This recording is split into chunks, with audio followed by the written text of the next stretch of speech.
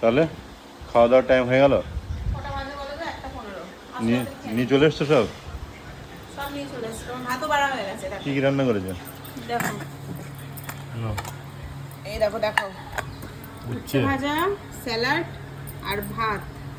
আর এখানে রয়েছে আলু ভাজা, কেননা এনারা হচ্ছে আলু ভাজা দিয়ে খাবে, অন্য কিছু খাবে না।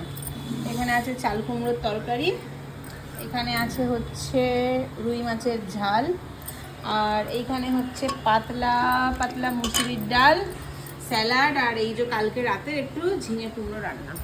তুই কি দিয়ে খাচ্ছিস? কি ওটা মুখে বল। ডাল আলু ভাজা। মাছ খাবি না?